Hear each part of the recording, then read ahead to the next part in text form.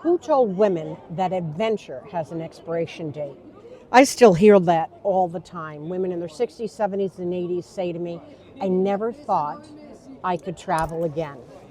They say it with surprise and sometimes with sadness.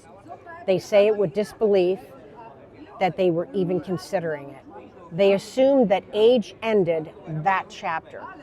They have some health issues, they lost a spouse, they have become caretakers, or there's certain things with their own health that have caused them to lose their confidence.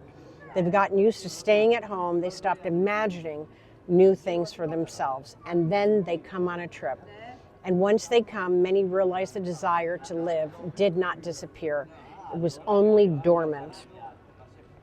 That is an independent, important difference. What if your traveling days are not over? They just needed to be redesigned. This is one of the reasons that I do travel the way I do it. I've had multiple heart surgeries even just a month ago. We use a home base, we slow down, we stay longer, we're small groups. Women get private rooms, there is support, there is a community, but there is structure and there is freedom. And yes, women have health limitations just like me.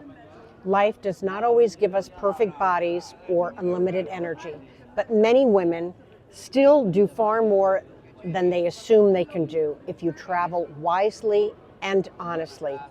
That means accepting responsibility for your own limitations, knowing when to rest, knowing if there's a day trip you should not go out on, when to skip something, when to pace yourself, knowing when to say, today I need a lighter day.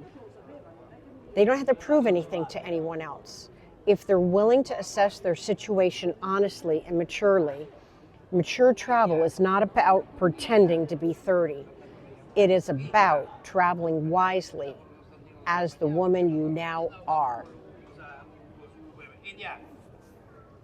What if this chapter of life could still surprise you? One of the most beautiful things I watch is that a woman arrives thinking that the trip is about Italy or Greece or wherever we're going, and then they discover along the way it's about themselves. It's about feeling alive again. They're laughing, they're making friends. I just had a 79-year-old say to me, I have made so many friends traveling that I had no idea I could have that many friends at this age. They feel braver than expected, but they realize they still have limitations. They adapt and they still want to enjoy life. And sometimes they realize something even deeper. Life did not pass them by. They were simply waiting for the right way to check back in. That is why I love what I do. I've watched women 65 to 80 years of age come alive again, not because they are younger, not because they are without health issues, but because they've become engaged. So no, I do not believe there is an age on life when it is over. I believe there's only moments when a woman decides whether she is willing to participate in it or not, and knowing the timing to not wait too late, to not let it pass you by.